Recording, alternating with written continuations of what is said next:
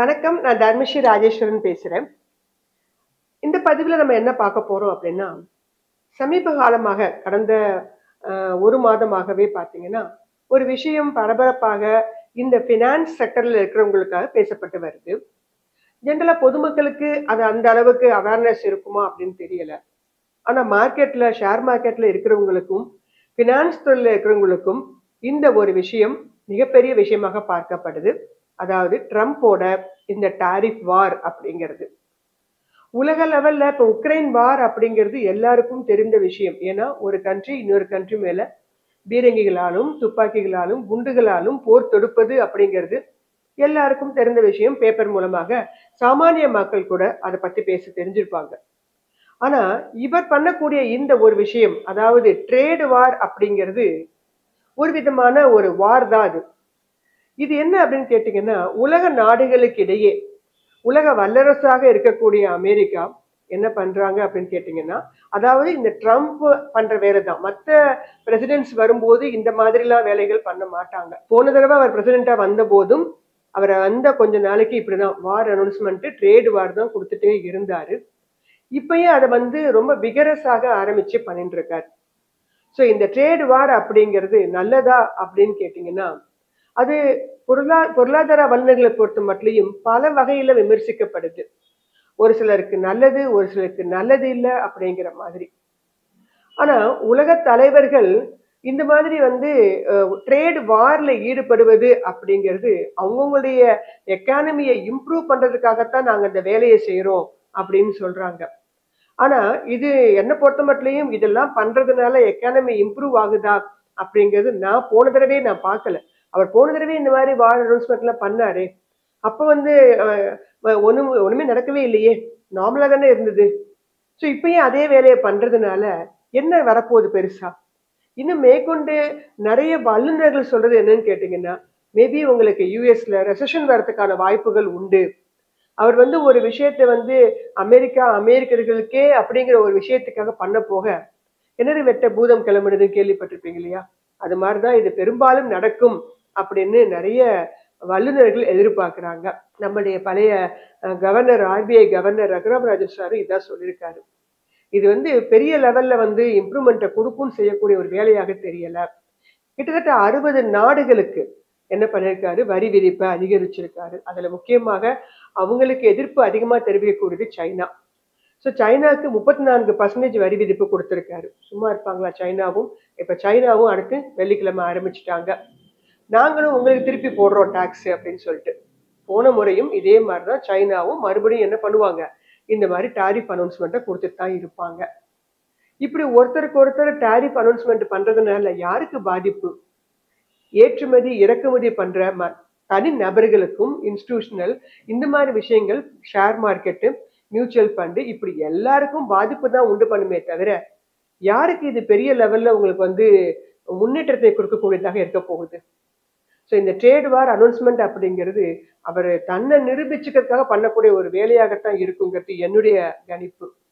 So இது ரொம்ப நாள் தொடராது. ஆனா இதோடைய தாக்கம் அப்படிங்கிறது ஷேர் மார்க்கெட்ல கொஞ்சம் அதிகபட்சமாகத்தான் இருக்கும். ஸோ யூஎஸ்லயும் அது அதிகமாக எதிரொலிச்சிருக்கு. யூஎஸ் மார்க்கெட் பாத்தீங்கன்னா டவுன் ட்ரெண்ட் நோக்கி மூவ் ஆக ஆரம்பிச்சிருச்சு அப்படின்னு சொல்லிக்கிறாங்க. ஆனா அந்த அளவுக்கு நம்மளுடைய இந்தியன் மார்க்கெட் பெரிய லெவல்ல பிரச்சனையை உண்டு பண்ணாது அப்படிங்கன்னு எல்லாரும் சொல்லியிருக்கிறாங்க. என்னுடைய கணிப்பும் அதுதான். ஏன்னா இப்போ 22,000 அப்படிங்கிறது ஸ்ட்ராங்கான ஒரு சப்போர்ட் லெவலாக இருக்குது. இந்த ட்ரேட் வார் இப்ப சைனா அனௌன்ஸ்மெண்ட் பண்ணணும் மாத்தி மாத்தி இப்படி பண்ணும்போது மார்க்கெட்ல ஒரு டவுன் ட்ரெண்ட் அப்படிங்கிறது இருக்கதான் செய்யும்.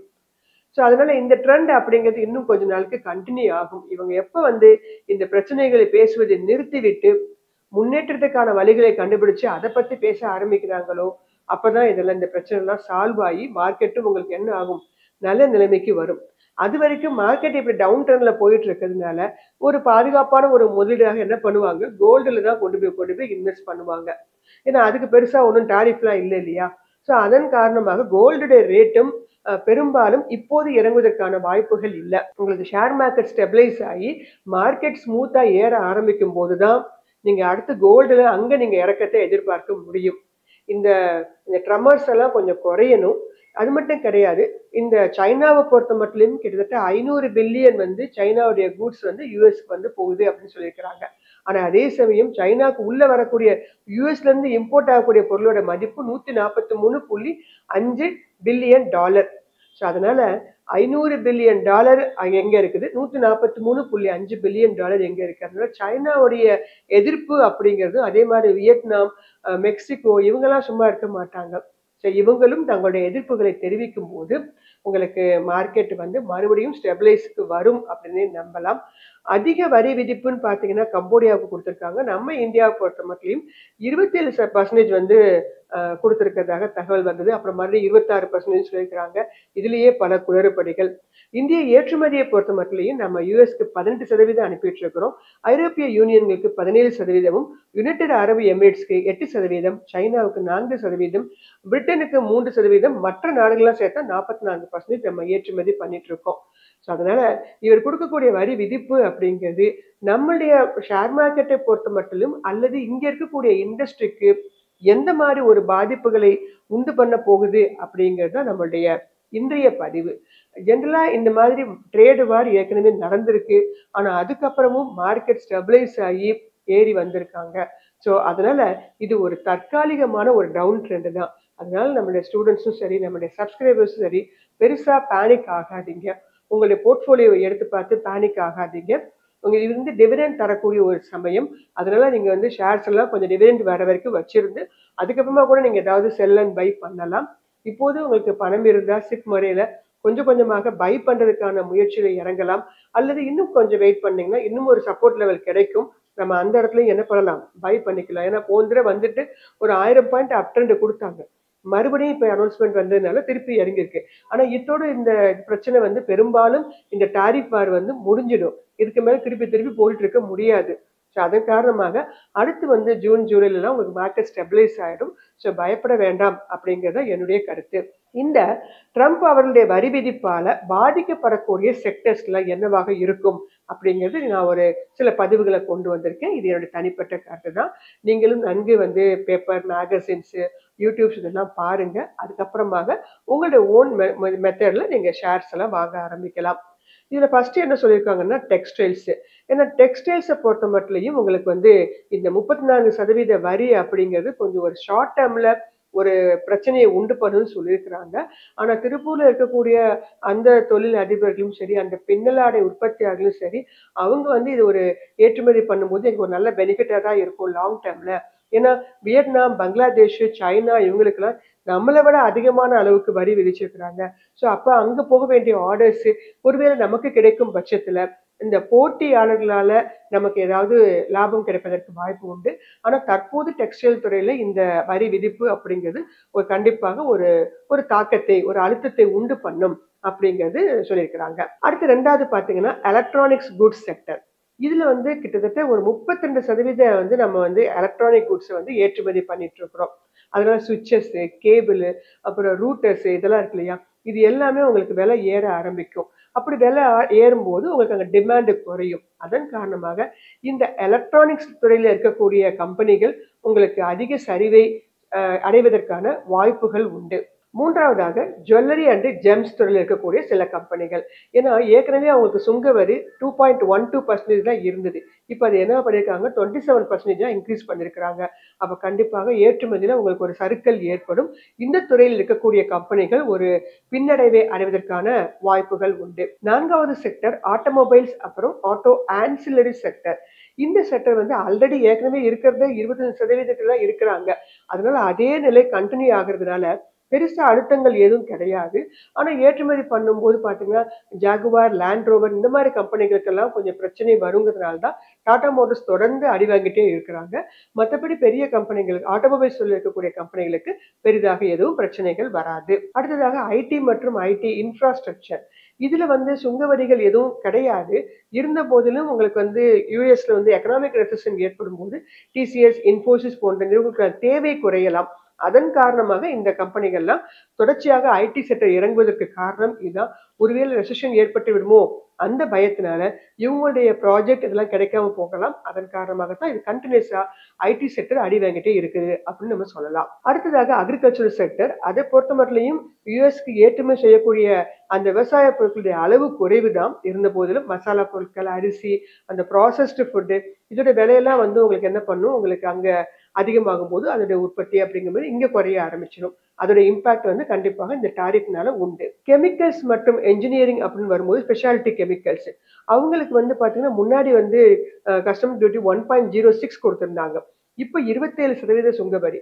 அப்படி இருக்கும்போது நிச்சயமாக இந்த செக்டர்ல இருக்கக்கூடிய கம்பெனிகள், இதுல இருக்கக்கூடிய உற்பத்தி பண்ணக்கூடிய கம்பெனிகள் கண்டிப்பாக ஒரு பின்னடைவை சந்திப்பதற்கான வாய்ப்புகள் உண்டு. எட்டாவதாக பார்மா செக்டர். பார்மா செக்டர்ல முன்னாடி உங்களுக்கு எதுவும் நாங்க வரியெல்லாம் ஏத்த போறது இல்லைன்னு சொல்லிட்டு இருந்தாரு. ஆனால் அவர் எந்த துறையும் விட்டு வைப்பதாக இல்லை. பார்மசி செக்டர்லயும் பாத்தீங்கன்னா அடுத்து வரக்கூடிய ஒரு வாரத்துல நாங்க மறுபடியும் வரி விதிப்பை அதிகரிப்போம் அப்படின்னு சொல்லியிருக்கிறாங்க. நமக்கு அதிகமாக கிட்டத்தட்ட 30% நம்ம ஏற்றுமதி பண்றது இந்த பார்மசி செக்டர் தான். அதனால முன்னாடி விலக்கு அளிக்கப்பட்டு இருந்துச்சு. இப்ப அனௌன்ஸ் பண்ணிக்கிறாரு பண்ண போறோம் அப்படின்னு சொல்லிட்டு. சோ உயிர்காக்கும் மருந்துகளுக்கு கூட இந்த அளவு வரி விதிப்பு அப்படிங்கிறது ஒரு உலக தலைவருக்கு ஒரு நல்லதாக இருக்கும் பட்சத்தில் எனக்கு தோணல. ஆனா இதுக்கு ஆப்போசிட்டாக மற்ற நிறுவனங்களும் மற்ற போட்டியாளர்களும் அவங்களும் தங்களுடைய தயாரிப்பை ஏற்றுமதி இறக்குமதி பண்றதுல குறைத்து கொண்டாங்கன்னா பிரச்சனை யுஎஸ்க்கு தான். அதனால அவர் எந்த செக்டரையும் விடுவதாக இல்லை. ஆனா இது எல்லாமே பாத்தீங்கன்னா நிச்சயமாக ஒரு எதிர்காலத்துக்கு ஒரு பிரகாசமாத்தை உண்டு பண்ணும் அப்படின்னு நினைச்சிட்டு இருக்காரு. அது என்ன பொறுத்த மட்டும் என் கணிப்புல அது தவறு அப்படின்னு நான் நினைக்கிறேன். ஏன்னா ஒரு ஒரு ஒரு கண்ட்ரியை இம்ப்ரூவ் பண்ணணும் அப்படின்னா அதுல இருக்கக்கூடிய ப்ரொடக்ஷன்லாம் எப்படி இம்ப்ரூவ் பண்றது, மேனுஃபேக்சரிங் யூனிட் எப்படி பண்றது, ஸோ அந்த மாதிரி விஷயங்கள் யோசிக்காம இந்த டாரிஃப் போடுவதன் மூலமாக மக்களுடைய வாழ்வாதாரத்தை உயர்த்தி விடலாம் என்று எண்ணுவது எந்த வகையில் சாத்தியம் என்று எனக்கு தெரியல. ஆனா இந்தியாவை பொறுத்த மட்டும் நமக்கு கொடுத்திருக்கக்கூடிய இந்த வரி விதிப்பு அப்படிங்கிறது மற்ற கண்ட்ரியை விட கொஞ்சம் குறைவாக இருக்கக்கூடிய காரணத்தினால காலப்போக்கில் இது நம்மளுடைய ஏற்றுமதியை அதிகரிக்கலாம். ஏன்னா நம்ம இங்க அதிகமா யூஎஸ்க்கு ஏற்றுமதி பண்ணக்கூடியது எலக்ட்ரானிக்ஸ் தான் அதிகமா பண்றோம். அதுக்கப்புறமா ஜுவல்ஸ் பண்றோம், பார்மசி பண்றோம், மிஷினரி பண்றோம், லாஸ்டா பெட்ரோல் பண்றோம். அதனால இந்த மற்ற ஏசிய நாடுகளை விட நமக்கு கொஞ்சம் கம்மியா இருக்கிறதுனால வரும் காலகட்டத்துல இது ஒரு பெரிய இம்பாக்டை உண்டு பண்ணாது. நாம இதுக்கெல்லாம் பழகிடுவோம். ஸோ அதன் காரணமாக ஷேர் மார்க்கெட்டை பொறுத்த மட்டும் இந்த டாரிஃப் வார் அப்படிங்கிறது நிச்சயமாக ஒரு ட்ரமர்ஸை தான் உண்டு பண்ணிருக்கு போன வாரம் ஃபுல்லாவே.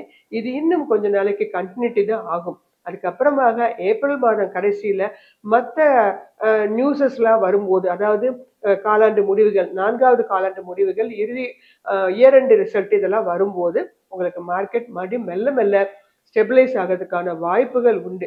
ஏன்னா டிமாண்ட் ஜோன் அப்படிங்கிற இடத்துக்கு போயிடும். அப்ப எஃப்ஐஐஸும் என்ன பண்ண ஆரம்பிப்பாங்க, கொஞ்சம் உள்ள வாங்கறதுக்கு ஆரம்பிப்பாங்க. அதனால இந்த செக்டர்ஸ் பெரும்பாலும் ஒரு பின்னடைவை சந்திப்பதற்கான வாய்ப்புகள் உண்டு. இது இல்லாத இன்னும் எவ்வளவோ நல்ல செக்டர்ஸ் நம்மள்ட்ட இருக்கிறாங்க. எஃப்எம்சிஜி செக்டர்லாம் உங்களுக்கு ஒரு அருமையான செக்டர். நம்மளுடைய பேங்கிங் செக்டர் நல்லா சிரமமாகவே இருக்குது. ஸோ அதனால அதுல இருக்கக்கூடிய நல்ல கம்பெனிகள்லாம் இன்னும் நல்ல உயர்வை தான் கொடுத்து கொண்டு இருக்கின்றன. அதனால இந்த ட்ரம்போட டாரிஃப் வார் அப்படிங்கிறது நம்மளுடைய ஷேர் மார்க்கெட்டை பொறுத்த மட்டும் ஒரு பெரிய டவுன் ட்ரெண்டை உண்டு பண்ணிருக்கு. ஆனா இது தற்காலிகமான ஒரு டவுன் ட்ரெண்ட் தான். மறுபடியும் நம்ம இதுல இருந்து மீண்டு பழைய நிலையை அடைவதற்கான வாய்ப்புகள் உண்டு. ஆனா நமக்கு அதுக்கு தேவை பொறுமை, கால அவகாசம் என்பதும் தேவை. அது கிடைக்கும் பட்சத்தில் நம்ம மறுபடியும் ஒரு உச்சத்தை கண்டிப்பாக அடையலாம். நன்றி, வணக்கம்.